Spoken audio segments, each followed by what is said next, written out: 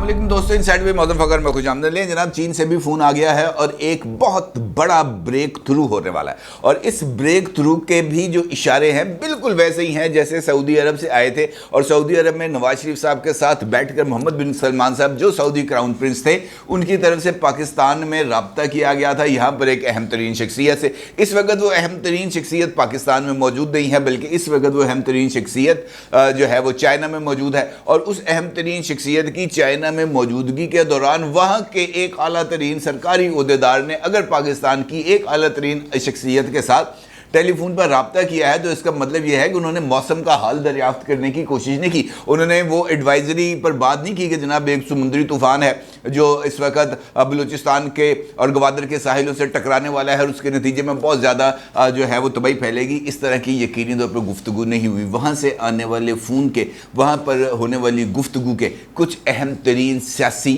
जो है असरात भी होंगे, क्योंकि चाइना और सऊदी अरब अगर एक ही लड़ी में परोए जा रहे हैं तो पाकिस्तान के इस पूरे सिस्टम से बाहर निकलना बहुत ही ज़्यादा मुश्किल होगा। और इसका मतलब यह है कि पाकिस्तान के लिए ठंडी हवाएं हैं जो अब शायरा काराकोरम से यहाँ पर आने वाली हैं और उसके नतीजे में यहाँ के सियासी जो मंजरनामा है वहाँ पर उठने वाला तूफ़ान दम तोड़ जाएगा। और किसी को अगर कोई शक है तो वो उसको अब दूर कर लेना चाहिए, क्योंकि इस के नतीजे में यहाँ पर कुछ ज़्यादा डेवलपमेंट्स होने जा रही हैं। कैसे, ये एक इम्पॉर्टेंट सवाल है और हम आज इसी इम्पॉर्टेंट सवाल का जायज़ा लेंगे, क्योंकि इस वक्त जब मैं ये वीडियो रिकॉर्ड कर रहा हूँ उस वक्त पाकिस्तान की पार्लियामेंट के अंदर दो इम्पॉर्टेंट डेवलपमेंट्स होने जा रही हैं। नंबर वन कि प्राइम मिनिस्टर शहबाज शरीफ साहब इस अब से कुछ देर बाद, यानी जिस वक्त आप ये वीडियो देख रहे होंगे उस वक्त तक तो यकीनी तौर पर यह काम हो चुका होगा कि वो इस ईवान से यानी कौमी असम्बली से एतमाद का वोट हासिल करने के कर लेंगे। क्योंकि अब तक की इतलात, जब मैं ये वीडियो रिकॉर्ड कर रहा हूँ उस वक्त तक तो यही इतलात हैं कि जनाब शहबाज शरीफ साहब आज एतमाद का वोट लेने जा रहे हैं। और एतमाद का वोट लेने की ज़रूरत इस वजह से पेश आई कि सुप्रीम कोर्ट में ही ज़ेर समात एक ये जो पंजाब में इंतखाबात के हवाले से मुकदमा था, वहाँ पर जब ये जो पंजाब और खैबर पख्तूनख्वा के अंदर इंतखाबात के लिए 21 अरब रुपए का जो बिल था वो नामंजूर किया गया था नेशनल असम्बली से, तो उस वक्त जस्टिस मुनीब साहब की तरफ से ये रिमार्क सामने आए थे कि ये जो फाइनेंस बिल है इसकी सप्लीमेंट्री ग्रांट का जो बिल है इसके मुस्तरद होने के भी जो है वो नताइज हैं। और उन्हीं नताइज को ज़रा थोड़ा सा सेट असाइड करने के लिए ये फ़ैसला किया गया कि शहबाज शरीफ साहब एतमाद का वोट लें। अब एतमाद का वोट लेने के लिए जो नेशनल असम्बली की अक्सरियत की जो रिक्वायरमेंट है वो 172 वोट्स हैं, लेकिन बताया ये जा रहा है कि इस मरतबा शहबाज शरीफ साहब तकरीबन 180 से ज़ायद वोट लेकर कायदे ईवान बतौर कायदे ईवान एतमाद का वोट ले लेंगे। और इस सारी सिचुएशन से जो एक फ्लिप साइड है वो ये सामने आएगी कि जो शहबाज शरीफ साहब अगर एतमाद का वोट हासिल कर लेते हैं तो ये जो चह मगोइयाँ थी, जो खतूत लिखे जा रहे थे सदर आरिफ अलवी को मुख्तलिफ लोगों की तरफ से कि जनाब शहबाज शरीफ से कहें कि वो एतमाद का वोट लें, वो नल एंड वॉइड हो जाएगा। दूसरी इंपॉर्टेंट डेवलपमेंट ये है कि कल बिलावल साहब ने जो नेशनल असम्बली से खिताब किया था उस खिताब के अंदर उन्होंने मुतालबा किया था कि तौहीन पार्लियामेंट के इल्ज़ाम के अंदर जो मुख्तलिफ शख्सियात हैं उनको इस्तेहकाक कमेटी के सामने तलब किया जाए। और उनके इस तकरीर के बाद मोहसिन दावड़ साहब जो एक और रुकन असम्बली हैं उनकी तरफ से भी ये मुतालबा सामने आया था कि ऐसी शख्सियात यानी 3 रुकनी बेंच जो मुकदमे की समाअत कर रहा है पंजाब में इंतखाबात के हवाले से, कि अगर ये कोई ऐसा एडवर्स फैसला देते हैं जो पार्लियामेंट की सुप्रीमेसी को कॉम्प्रोमाइज़ करता है तो ऐसी सूरत में पूरे ईवान को इस्तेहकाक कमेटी का दर्जा दे दिया जाए और इन तीनों शख्सियात को पूरे ईवान के सामने तलब किया जाए और उनसे कहा जाए कि वो ईवान के सवालात का जवाब दें। अब ये खबर आ रही है इस वक्त कि जनाब एक मुसवदा कानून है जो तैयार किया गया है और वो मुसवदा कानून भी आज नेशनल असम्बली के इजलास में टेबल किया जाएगा प्राइवेट मेंबर्स बिल के तौर पर। और मुस्लिम लीग नून के रुकन असम्बली, ये वही रुकन असम्बली हैं जिन्होंने इमरान खान को तोशाखाना केस के अंदर नाअहल करवाया था इलेक्शन कमीशन से, यानी मोहसिन रांझा साहब। अच्छा जी, मोहसिन शाहनवाज रांझा साहब। अब मोहसिन शाहनवाज रांझा साहब ये बिल पेश कर रहे हैं आज नेशनल असम्बली में, जिसमें ये मुतालबा किया जाएगा कि जिस तरीके से तौहीन अदालत के ऊपर कार्रवाई की जाती है इसी तरीके से तौहीन पार्लियामेंट के ऊपर भी سزا رکھی جائے اور توہین پارلیمنٹ کرنے والے جو افراد ہیں، جو شخصیات ہیں، چاہے وہ عسکری شخصیات ہیں، چاہے وہ عدالتی شخصیات ہیں، چاہے وہ بیوروکریٹک شخصیات ہیں، کسی بھی مکتبہ فکر سے، کسی بھی اسکول آف تھاٹ سے تعلق رکھنے والے یا کسی بھی شعبۂ زندگی سے تعلق رکھنے والے یہ لوگ ہیں، ان کو پارلیمنٹ کے سامنے جواب دہ بنایا جائے گا۔ اور جو پارلیمنٹ کے سامنے خود کو سرنڈر نہیں کرے گا یا پارلیمنٹ کی استحقاق کمیٹی کے سامنے آ کر توہین پارلیمنٹ کے الزام کا خاطر خواہ جواب نہیں دے گا، تو ایسی شخصیات کے خلاف بھی کارروائی کی جا سکے گی اور ان کو بھی نااہل قرار دیا جا سکے گا کسی بھی سرکاری عہدہ پر رہنے کے لیے۔ تو یہ جو سچویشن ہے یہ ذرا کمپلیکس سچویشن بنتی جا رہی ہیں، اس وجہ سے کہ یہ جو حالات ہے یہ بظاہر اس طرح لگ رہا ہے جیسے یہ اپنے منطقی انجام کی طرف جا رہے ہیں، لیکن اگر آپ آج سپریم کورٹ میں ہونے والی کارروائی کا جائزہ لیں تو پتہ چلتا ہے کہ ابھی شاید ایک موقع دیا گیا ہے سپریم کورٹ کی طرف سے، اور یہ موقع اس وجہ سے دیا گیا ہے کہ اصلاح احوال کر لیں، یعنی حکومت اور اپوزیشن دونوں مل کر کوئی نہ کوئی درمیانی راستہ اختیار کر لیں۔ لیکن سب کو اس بارے میں علم ہے، پاکستان کے جو معروضی حالات ہیں ان کے حوالے سے پوری دنیا اور پاکستان کا بچہ بچہ جانتا ہے کہ یہاں پر اہم ترین فیصلے کون کرتا ہے۔ یہاں پر جو اہم ترین فیصلے کرتی ہے وہ ہے پاکستان کی اسٹیبلشمنٹ، اور پاکستان کی اسٹیبلشمنٹ اگر واضح طور پر پریس کانفرنس کرتے ہوئے اس بات کا اظہار کرتی ہے کہ جناب ابھی ہمارے پاس بندے نہیں ہیں، یا وہ اس بارے میں اظہار کرتی ہے کہ جناب فوج کو طلب کرنا سول گورنمنٹ کا اختیار ہے اور سول گورنمنٹ آرٹیکل 245 کے تحت فوج کو کسی بھی معاملے میں طلب کر سکتی ہے، اور اگر جو گورنمنٹ ہے وہ آرٹیکل 245 کو انووک کرے گی تبھی فوج یہاں پر آئے گی اور آ کے سول ڈیوٹی انجام دے گی۔ تو اس کا مطلب یہ ہے کہ وہ اس بات کی طرف اشارہ کر رہے ہیں کہ وہ اس وقت کس سائیڈ پر کھڑے ہیں۔ وہ شارع دستور پر سفید پتھروں سے بنی ہوئی عمارت کے دائیں طرف کھڑے ہیں یا بائیں طرف کھڑے ہیں، اس بات کی طرف انہوں نے بڑی کلیئرٹی کے ساتھ اشارہ دے دیا۔ اب اس کا اشارہ سمجھنے میں اگر کسی کو کوئی پرابلم آ رہا ہے تو اس میں تو ہمارا قصور نہیں ہے، اور جب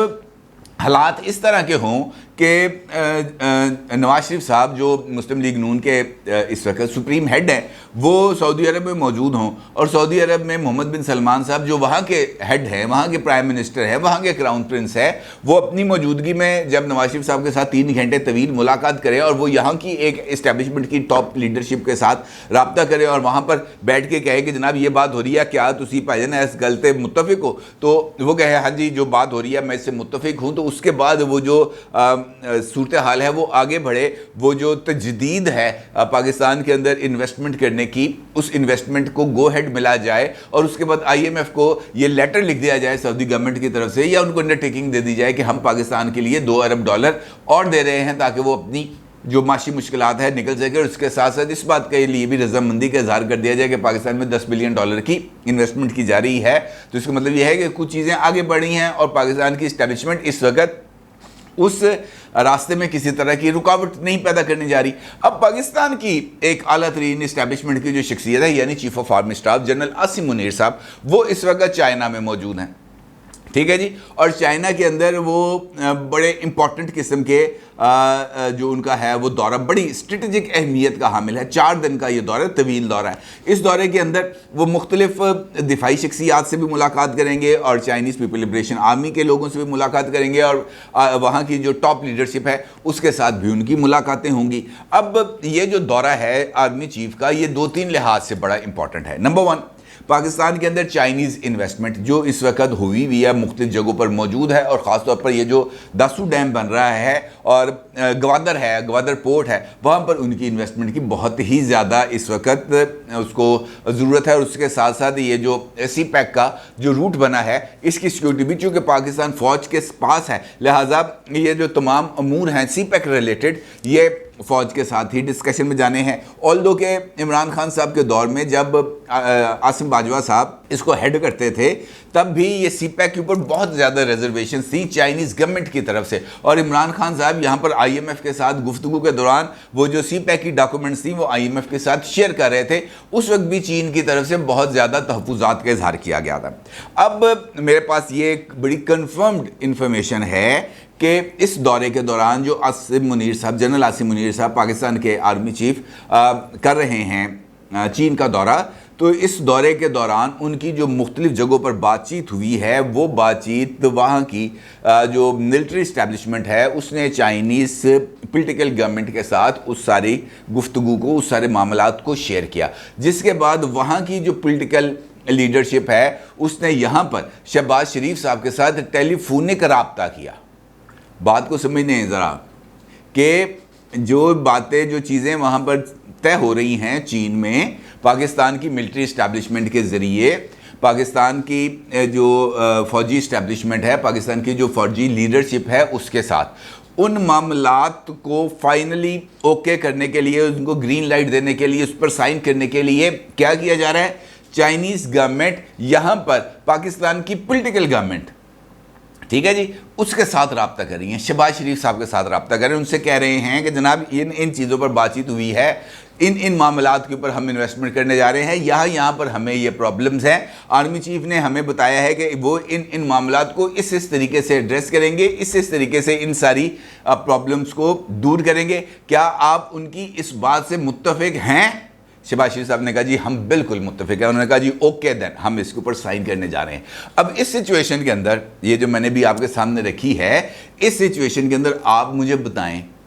کہ وہ کون سی اسٹیبلشمنٹ ہوگی، وہ کون سی سول اور ملٹری لیڈرشپ ہوگی جو کھوبے میں جو ہے نا وہ اس میں پھنسے ہوئے پاکستان کو باہر نکالنے کے لیے جو زور لگا رہے ہیں، وہ ایک دم سائڈ پہ ہو کے بیٹھ جاؤ کہ جناب آؤ الیکشن کرا لو۔ پاسبل نہیں ہے، کسی بھی طریقے سے پاسبل نہیں ہے، ممکن ہی نہیں ہے، یہ ناممکنات کا کام ہے۔ میں نے آپ کو